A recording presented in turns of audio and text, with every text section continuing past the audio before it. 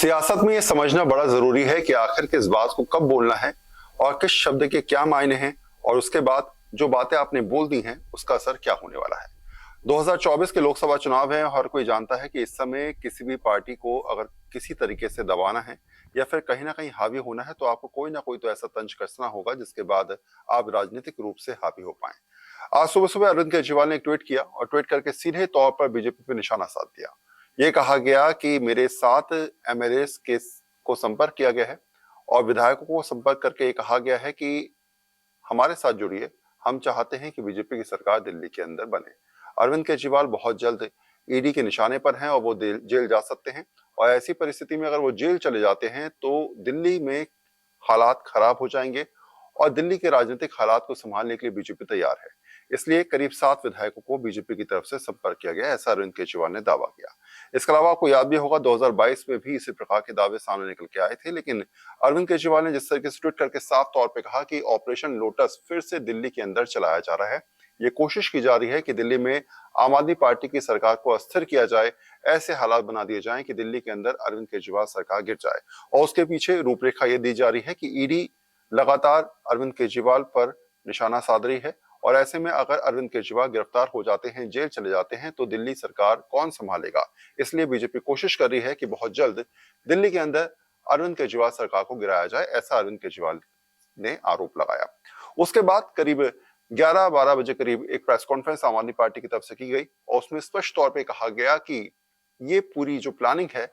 वो दिल्ली बीजेपी की तरफ से की जा रही है। ये कहा गया कि 7 एमएलए को संपर्क किया गया है और उन 7 एमएलए में से एक एमएलए ने रिकॉर्डिंग कर ली है और इस रिकॉर्डिंग में तय किया जा रहा है कि आखिर किस व्यक्ति ने संपर्क किया, क्या ऑफर दिया। ये सारी के सारे दस्तावेज और सारे के सारे डॉक्यूमेंट जो हैं वो आम आदमी पार्टी के पास हैं, लेकिन ये सब तब सामने रखे जाएंगे जब समय आएगा। हालांकि इसका पलटवार करते हुए बीजेपी ने कहा कि जब आपके पास सबूत हैं तो अभी सामने क्यों नहीं रख रहे। आखिर क्या वजह है कि उससे छुपाने की कोशिश की जा रही है। आखिर क्या कारण है कि अभी तक उन दस्तावेजों के नाम पर आप बातें तो कर रहे हैं लेकिन ये क्लियर नहीं कर रहे कि किस आदमी ने फोन किया था, किस आधार पर ये कहा कि हम आपको की सरकार गिराना चाहते हैं और आखिर किस एमएलए को फोन करके कहा गया कि बीजेपी में आप शामिल हो जाइए, सरकार गिराने की प्लानिंग में आप तय करिए कि हम और आपका रोल किस तरीके से अदा करेंगे। तो ये तमाम ऐसी चीजें हैं जिसमें एक दूसरे पर आरोप प्रत्यारोप तो लगते नजर आए, लेकिन हाँ ये जरूर है कि एक तरफ बिहार की पॉलिटिक्स जो अलग दिशा में जा रही है और दूसरी तरफ दिल्ली की राजनीति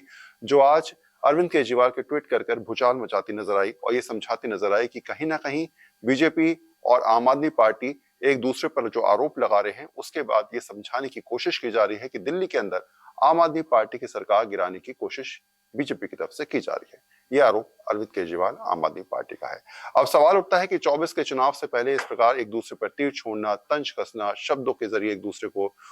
नीचा दिखाना या फिर कहीं ना कहीं ये समझाना कि आखिर सरकार की जो स्थिति है दिल्ली के अंदर उसे गिराने की कोशिश अगर की जाती है तो ऐसी परिस्थिति में बीजेपी कहाँ रहेगी या फिर आम आदमी पार्टी कहाँ रहेगी। लेकिन हाँ ये जरूर है कि पहले भी आम आदमी पार्टी ने आरोप 2022 में लगाए और आपको याद होगा करीब 11 महीने पहले भी इस प्रकार के आरोप लगे थे और इस समय समय पर ये आरोप लगते आए हैं जब से अरविंद केजरीवाल सरकार बनी है कि उनकी सरकार को अस्थिर करने की कोशिश बीजेपी की तरफ से की जा रही है। लेकिन सवाल उठता है कि जब आप किसी पर भी आरोप लगाते हैं तो ऐसे में आपके पास सबूत होने चाहिए और उन्हीं सबूतों की डिमांड बीजेपी कर रही है। लेकिन इन सबके भी जो हालात बने हैं उसमें इस बात तो स्पष्ट है कि इस बार बीजेपी और दिल्ली सरकार यानी कि आम आदमी पार्टी एक दूसरे के सामने है और दोनों जानते हैं कि इस शब्दों के बाण के जरिए कैसे एक दूसरे को डाउन करना है, कैसे समझाना है कि 24 के चुनाव के मद्देनजर एक दूसरे को